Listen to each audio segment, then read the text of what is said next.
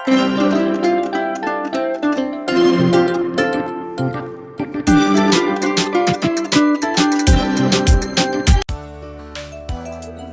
invite everyone to please bow your heads and take a moment to embrace the presence of our Lord in this place. Heavenly Father, we come before you with hearts full of gratitude and joy. Thank you for the gift of life and for this opportunity to gather and celebrate the sacrament of baptism for Bella. Lord, on this special day, we ask for your blessing upon Bella. May you guide her throughout her life, helping her grow in faith, love, and hope. We pray that she may grow in reverence and respect for you and be an inspiration to those around her. We also thank you for everyone present today for their love and support for Bella's family. We pray that you continue to bless them and grant them strength as they guide and love Bella as she grows. Lord, we ask for your continued presence in her life, that she may always feel your care and grace. May this day bring glory to your name and serve as a reminder of your eternal love. We offer this prayer in the name of our Lord Jesus Christ. Amen.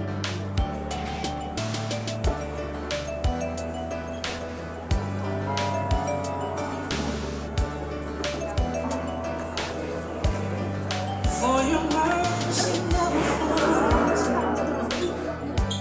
All my life, I've been here from the moment that I wake till I leave. Okay, magandang umaga po sa bawat isa sa atin. May we all be seated. May pamahapon na po tayong lahat.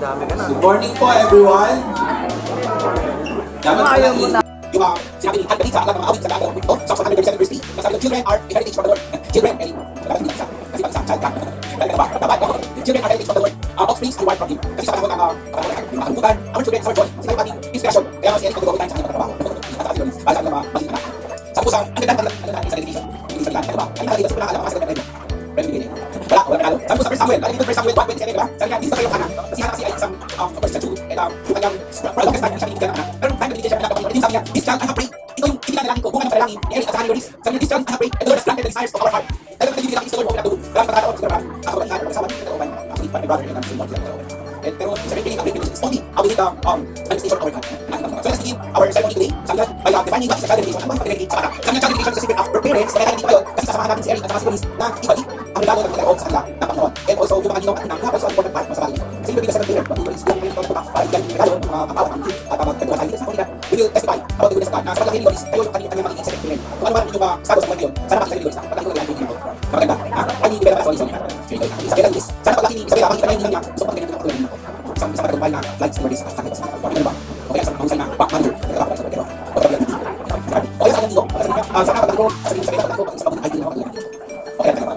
So, this up sa pagkakabay. Kaya makikita ka, pwede naman sila mag-celebrate ng live sa alam sa inyo. Kaya naman sila sa kapag sila mag-celebrate ng live. Pati pa dito public. Kasi nakakayo natin po natin na role play. Nakakita natin ni Loris, makakagay, Eric, hindi makapatid, lahat ang pagkakabay ko, brand new sa day of dedicating sa pagkakabay. So, kami ang pinipilihan dito sa kanya natin pagkakabay sa paniwala na kapag sa pinipilihan na kapag asang pagkakabay sa sila na kadali sa kapag ay sa akin. Pagkakaiwan na kaka, sasabihin ng doktor, pagkakabay sa kapag yung nila, inakala may pangalan. But today, as parents, magkakapagdang, isa practice medical children, as medical roots, sa atin ngayon, meron itong isang malaking kahulugan.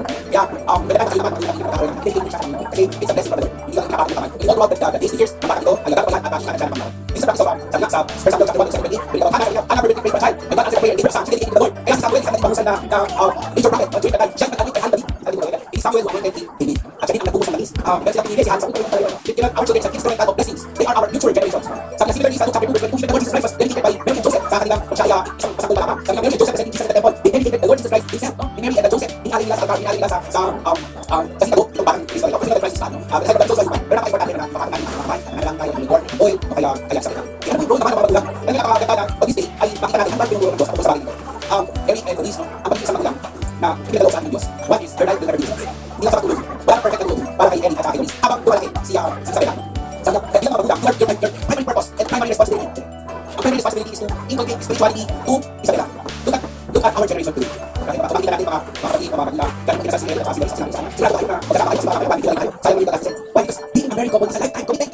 Marami ba? Yan sana iba tulad ang paglalit ng mga kabasaw. Kung bakit maraming problema sa dito na hindi ko na issues. Ang mga issues ngayon. Problema ng LGBT, problema ng mga iwalaya, mga divorce na hindi sa atin, sa Monteveros, i-apply ito sa Pilipinas. So, everything is sabi na sa atin, as divorce, meron kang same-sex marriage. Alam mo, the very foundation of it is sa family. Kapag ka strong, ang paniniwala is spirituality ng pamilya, it will never happen. Dapat pag-distorted ang community. Kaya, may mga responsibility. Ang responsibility ni Eric sa atin, dahil yung ito yung sa church, sa Sabela sa church.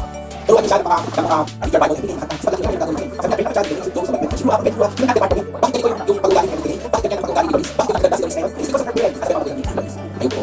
Bakit ganyan nagawa si Eric? Kasi kasi nga rin. Ang gari ko. No? Sana ganyan rin. Hindi lang dapat nila. Kasi nga rin. Kasi nga rin. Kasi nga rin. Kasi nga rin. Kasi nga rin. So you have to seek guidance from the Lord. Maraming makakakaw na. Kasi sabi lang, hindi man natin perfect ang machine. Sabi ko, hindi makakakaw siya yung taas. Nakakarapaya doon. Hindi natin Lagi talaga ay manampalataya at manalangin para sa kanya. Okay ba kayo doon? We'll pray together. Walang gabi at walang araw na hindi na niya ipag-pray si Isabel. Kahit na simple prayer lang. Lord, ingatan mo ko yung anak ko. Palagi. Simple prayer lang na, Lord, mahal ko po siya. Salamat sa pagbibigay mo sa kanya, sa akin. Aside dun sa pagkuha niya sa kanya, uso pa ba kayo yung mga insurance? May ganun pa ba? Pero wala na eh. Meron pa rin ba? Aside sa pagbibigay niya sa kanya na ikuha niya siya ng so, para makapag-aaral pa. Aside from that, aside dun sa pagpasyal sa kanya sa Disneyland, mga ganun. Alam niyo po, masigit talaga yung pagtuturo sa kanya ng mabuting asal because that is the design of our God. Okay ba yun? Eric? And Doris? Every Sunday, magsisimba kayo ha? Dahil nandito siya sa simbahan. Hindi nakuha. Sa abot. Meron si Itor dati nung nalalabay. At never kayong mag-aaway pagdating sa bata. Pag hindi niya talaga kaya ni Doris na alagaan niya sa gabi, hindi ko ang dapat sa condition, no? At sa mga panahon na wala na siyang diaper, talaga mag-ipon ka. Diba? At sa mga yung mga dede-dede niya, may kakainin niya. Yung mga, ang dami talaga ng mga concerns. But entrust our children to the Lord. Okay ba yan? O mga witness, mga nino at nina, mga lolo at lola, mga kapatid. O umuo si Eric ha, sa si Doris. I-remind niyo sila na yung February 22, dinedicate siya, sabi mo, ganun dapat itiwala kayo kay Lord, di ba? So this is that is momentous day for Isabela. At sana makita niya to 7 years from now, no? Makikita niyo ay 12 years na niya, alam mo, time na dinedicate ka namin ganito. So next is the role of godparents. Mga ninong at ninang. Lahat ba kayo may trabaho na? Ay, joke lang. Hindi naman po requirement yun na kayo ay kailangang kumita na. Kasi bakit ko sinasabi yun? Ang connotation kasi ng ninong at ninang dito sa atin ay parang ganasan ng ng kumare sa kumpare na pag wala na, dapat pagbigay. Hindi po ganun. Wala namang masama at hindi naman yung pinagbabawal yung being generous. Actually, sabi ng Panginoon, if you give, you will receive. At pag ikaw ay nagbigay, mas bibigyan ka. Kung nagbigay ka ng 10 piso, ang ibibigay sa'yo, piso. Kasi 10%. No? Pag nagbigay ka ng 1,000, 100. I'm not telling you this, na ganun nga yung gawin nyo. But aside from that, mga ninong at ninang, o pakitas na ulit yung mga kamay ng mga ninong muna, ninong. Lahat ng ninong. Wala din si Jazz. Kasi dapat dito kayo. Ninong, meron ba dito sa table na to, ninong? Ha? Ha? Ninang. Ninang to, ninang. Puro ninang pala.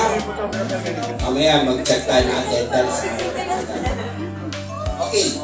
Bakit ko kayo tinawag? Kasi ito naman ang inyong ito naman ang inyong role para sa inyong inaanak.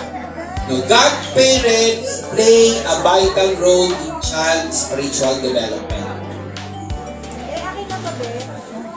Yung physical development kasi, sagot na yun ni Eric at saka ni Doris. Pero yung spiritual development, dapat makikita niya na sa mga ninong at ninang niya na matino ang buhay. Tama? Dapat karapat na may ninong and may ninang is dapat pwedeng i-imitate ang kanilang mga buhay. Sabi po sa Titus chapter 2 verse 3 and 5, encourages an older individual to teach and mentor. You are the mentor, Isabella. Of course, aside sa kanya, yan ang mga role ninyo eh. Kasi, alam ko malapit kayo kay Doris, malapit kayo kay Eric, kasi kayo yung magkakabarkada, yung before. Sana makita yan ni Doris, ay ni Isabella, that you stick together. No, at you are a good influence. You are not like playing, sino yun yung bad influence? Brad Pitt yan. O basta you should be a good influence. Sabi niya, as Ninong and Ninang, you are stepping into a role of spiritual support. Aside sa physical, mental, and emotional support, kasi si Isabella naman, di naman magiging mananatiling bata yan. There will come a time na magiging siya, toddler, and then magiging adolescent, dadaanin niya yan. Tapos kayo naman, nandyan pa rin kayo, mga ninong at ninang. You are a stepping stone into a role of spiritual support and accountability. Okay ba sa inyo, mga ninong at ninang? Ha? O, paki-thumbs up nga, ninong at ninang, kung okay yun. Thumbs up, ninong.